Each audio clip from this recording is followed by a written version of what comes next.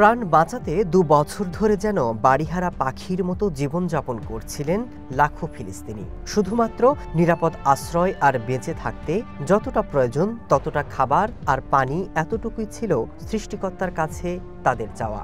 জীবন বাঁচাতে বাড়িঘর ছেড়ে কোথা থেকে কোথায় না গিয়েছিলেন লাখ লাখ এই গাজাবাসী।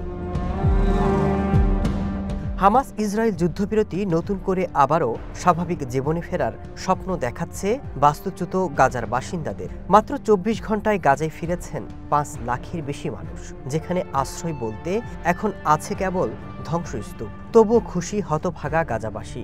আবারও বাবুই পাখির মতো আশায় বুক বাঁধছেন তারা। আবারও ফিরে এসেছি।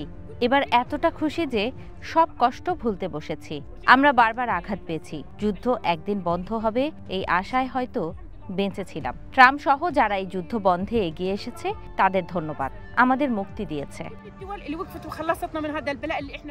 গাজায় শান্তি প্রতিষ্ঠার লক্ষ্যে ইসরায়েলের উদ্দেশ্যে রওনা দেওয়ার আগে আমেরিকার প্রেসিডেন্ট ট্রাম্প বললেন, যুদ্ধ শেষ হয়েছে, মিডল ইস্ট এখন স্বাভাবিক হয়ে উঠবে। এই সময়টা খুব গুরুত্বপূর্ণ।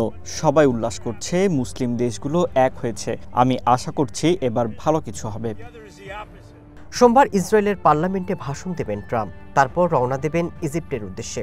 ইজিপ্ট সরকারের এক বিবৃতিতে বলা হয়েছে, দেশটিতে আয়োজিত সম্মেলনের লক্ষ্য হল গাজায় সংঘাত শেষ করা। এরই মধ্যে সম্মেলনে যোগ দিতে সেখানে পৌঁছেছেন ব্রিটিশ প্রধানমন্ত্রী কিয়ার স্টারমার। আমেরিকার প্রেসিডেন্ট সহ ২০টি দেশের শীর্ষ নেতার উপস্থিত থাকার কথাও রয়েছে। তবে এই সম্মেলনে যোগ দেবেন না ফিলিস্তিনের স্বাধীনতাকামী সংগঠন হামাস। এদিকে আন্তর্জাতিক চাপের পর এবার নিজ দেশেই বিপাকে পড়েছেন নেতানিয়াহু। অনেকে তার বিপক্ষে অবস্থান নিচ্ছেন। এমন অবস্থায় নেতানিয়াহু বললেন, যুদ্ধ এখনো শেষ হয়নি, অনেক চ্যালেঞ্জ রয়েছে।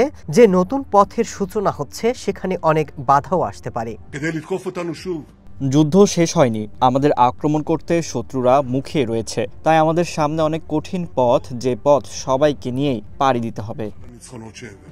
এদিকে জিম্মি এবং বন্দীদের মুক্তির পথ চেয়ে থাকা গাজা এবং ইসরায়েলি পরিবারগুলোর আশা আজ পূর্ণ হতে যাচ্ছে। সোমবার ইসরায়েলি জিম্মিদের মুক্তি দেবে হামাস। বিনিময়ে ইসরায়েলের কারাগারে থাকা প্রায় ২,০০০ ফিলিস্তিনিকে মুক্তি দেওয়ার কথাও রয়েছে। Masud Rana, one international desk.